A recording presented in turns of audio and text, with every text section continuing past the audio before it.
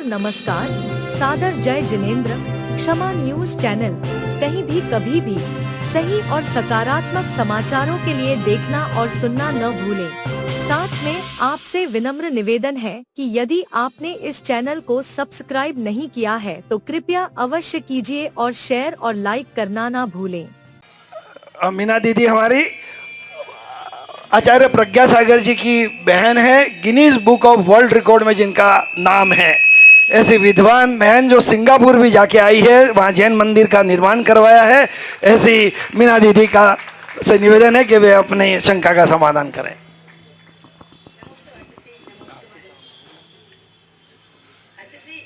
देखने में ये आता है कि अधिकतर पैसा दिखावे में जा रहा है। देखा जाए तो जहाँ लोग गरीब हैं, हमारे दिगंबर जैन समाज में भी, वहाँ तक लोग पहुँच ही नहीं पाते और दिखावे में ज़्यादा से ज़्यादा पैसा खर्च करते हैं।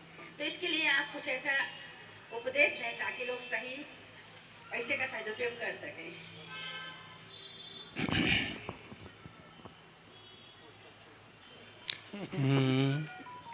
ओम नमः सिद्धेभ्यः, ओम नमो चिदानंद। सुखी होने में बहुत थोड़ा खर्च होता है, लेकिन हम कितने सुखी हैं ये औरों को दिखाने में बहुत ज़्यादा खर्च होता है। इतना खर्च होता है कि उसका असली सुख तो एक तरफ धरा रह जाता है, अपने आप को सुखी दिखाने के चक्कर में वो दुखी हो जाता है। तो दर्शन की बजाय प्रदर्शन में जो लोग जाते हैं, ऐसा बुरा हाल होता है। धन का, रुपये पैसे का दुरुपयोग मत करिए, दिखावा मत करिए। अभी तो अगर आपकी क्षमता है तो आप दूसरे का सहयोग करिए। समदत्ती, आपके जैसे धर्मात्मा श्रावक हैं और ये कमज़ोर पड़ रहे हैं, उनके खाने पीने की पारिवारिक व्यवस्थाएं, शिक्षा, स्वास्थ्य नहीं संभल पा रहा है, तो आप उस तरह से काम करिए ना।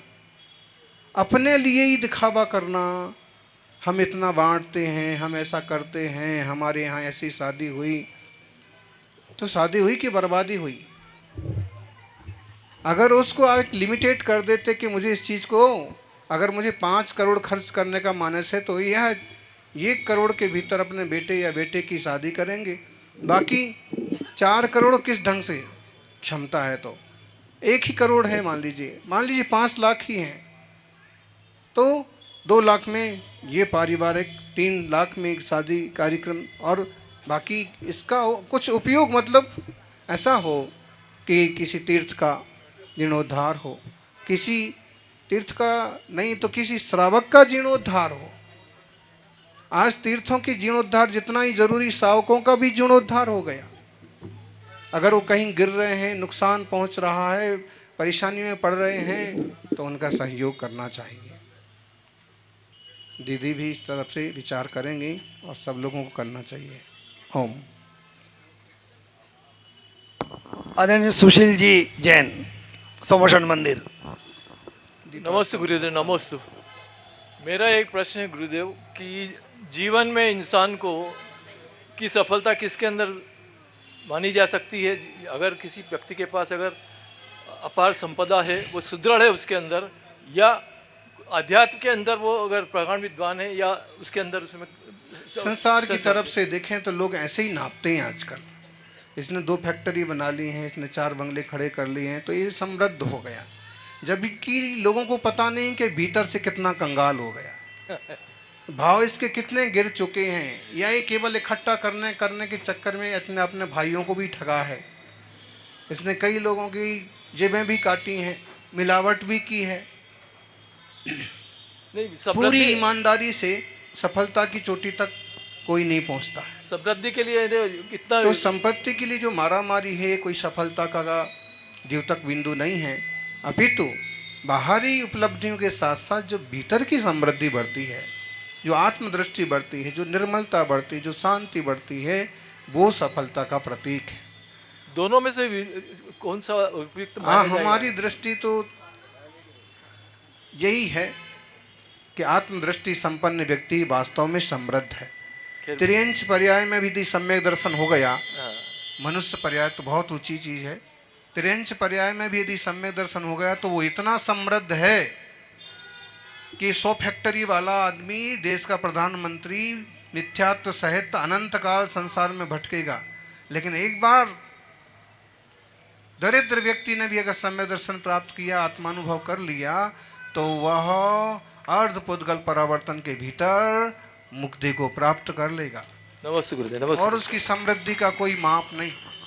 इसलिए आत्मिक गुण बनाने पर फोकस होना चाहिए। प्रति प्रश्न नहीं पूछें, आचार्य श्री गागर में सागर भर देते हैं। बस उनके जो 4 शब्दों में जो उत्तर है, बस आपका समाधान उसी में निहित है। अब मैं एक और डॉक्टर को बुला रहा हूँ, डॉक्टर ममता जी खासगी वाला। उनको ताज़ा ताज़ा PhD मिली है महाराज जी। आचार्य श्री ताज़ा ताज़ा मतलब 1 महीना ही हुआ उनको PhD मिले हुए, डॉक्टरेट मिले हुए। पट्टाचार्य, देखो किसी किसी की आदत होती है।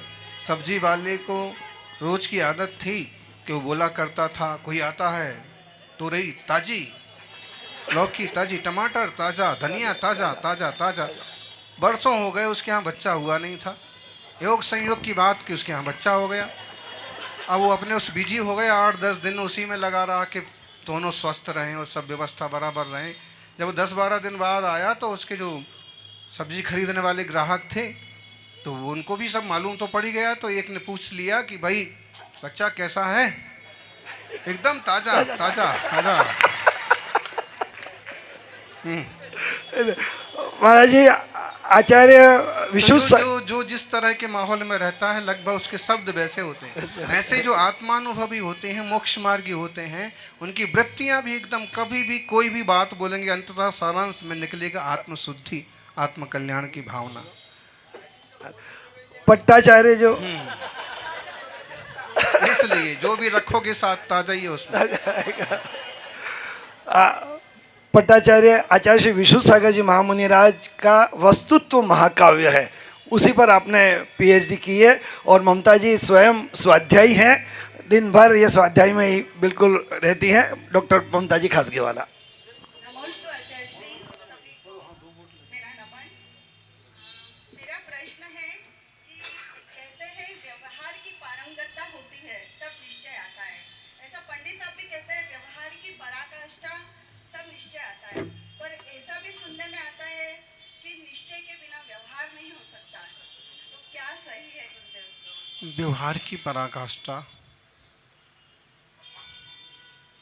यथा यथा न रोचन्ते विषया सुलभापि तथा तथा समायति संवित्तव तत्वमोत्तम। एक जो है एक व्यवस्था है ये कि व्यवहार की पराकाष्ठा और फिर निश्चय होगा। जबकि एक व्यवस्था ये भी है यथा यथा समायाति संवित्तौ तत्वमुत्तमम तथा तथा न रोचन्ते विषया सुलभापि। तो हम इसे ऐसे भी समझ सकते हैं कि जब वस्तुतः निश्चय से वस्तु का बोध होता है, जब भूतार्थ व्यवस्था मालूम पड़ती है, तो फिर उसके साथ में जो बाह्य प्रवृत्तियां होती हैं वो व्यवहार कहलाते हैं। जब तक मूल हार्द का सेंटर का ही बोध न हो, हम आत्मकल्याण की बात कहते हैं, आत्मकल्याण करना है, आत्मकल्याण करना है। लेकिन जब तक आत्म स्वभाव की आत्मा की ही समझ ना हो, तब तक मंदिर की 108 परिक्रमा भी क्या कर लेंगी। लेकिन ये जरूर है कि जो इतना पुरुषार्थी जीव बाहर से व्यवहार में है, इसकी जो बाह्य रुचि है, इसमें भी इसके चांस बहुत दिखते हैं कि जिस तरह का माहौल इसने पकड़ रखा है, इस माहौल में इसको सम्यक्त के और आत्मानुभूति के चांस हैं। लेकिन कोशिश तो इसी की होना चाहिए, वस्तु व्यवस्था समझ ली जाए, आत्म तत्व का निर्णय हो जाए, और फिर भूतार्थ व्यवस्था समझने के साथ साथ जीवन में जो शुद्ध आचार विचार पद्धति चलती है वो व्यवहार। तो निश्चय व्यवहार साथ साथ चलते हैं। एक गाड़ी के 2 पहिए हैं। मोक्ष मार्ग के बढ़ने के लिए 2 चरण हैं। जहाँ जिसकी उपयोगिता है अपनी भूमिका के अनुसार उनका प्रयोग करना चाहिए। और हम आचार्य अमृतचंद स्वामी के इस वचन को बिल्कुल ना भूलें।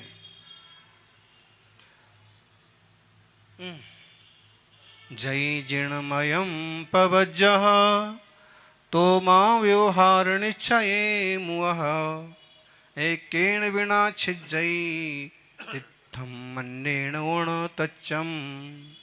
आचार्य अमृतचंद्र ने अपने पूरे समय सार की टीका में केवल एक गाथा ली। उद्धरण लेते ना पुराने आचार्यों के, उनने सारे 415 की टीका करने में केवल एक गाथा उद्धरण में ली। इसका मतलब है कि उनको ये गाथा कितनी ज्यादा महत्वपूर्ण लगती होगी कि 12 नंबर गाथा की टीका करते हुए उन्होंने पूरे ग्रंथ में केवल एक गाथा उनने बाहर से ली, पूर्वाचार्यों की ली। मतलब वो ये समझा देना चाहते हैं कि अगर तुम कल्याण करना चाहते हो तो निश्चय व्यवहार की झंझट में मत उलझो और केवल एक को पकड़ के मत रह जाओ, अपितु दोनों का ध्यान रखो, क्योंकि एक के बिना तीर्थ का लोप हो जाएगा। अगर आपने व्यवहार को स्वीकार करना बंद कर दिया तो आहार दान क्या करना, पूजा क्या करना, भक्ति किसकी करना, कौन से भगवान। और अगर आपने निश्चय को छोड़ दिया तो मूल वस्तु व्यवस्था ही एक तरफ से छूट जाएगी, कुछ भी हाथ में नहीं बचेगा। इसलिए मां व्यवहार निश्चय मूयः, इसमें मोहित। और उन्होंने जो कलश लिखे हैं, कलशों में 2-3 कलश सीधा ऐसा ही कि अभी तुमको प्रतिक्रमण तो आया नहीं, व्यवहार प्रतिक्रमण करते तो आया नहीं, और तुम प्रतिक्रमण को जहर बताने लगे हैं। तो तुम्हारे जैसे साधारण भूमिका वाले व्यक्ति के लिए जहर नहीं है प्रतिक्रमण, तुमको प्रतिक्रमण करना चाहिए। चूंकि हम गाथा और टीकाओं के साथ ये बोल लेंगे, लेकिन समय की अपनी, इसलिए इतना समझ लें कि भूमिका के अनुसार पुरुषार्थ जरूरी है। ओम। क्षमा न्यूज चैनल देखने के लिए आपको बहुत बहुत धन्यवाद। सादर प्रणाम। सादर जय जिनेंद्र।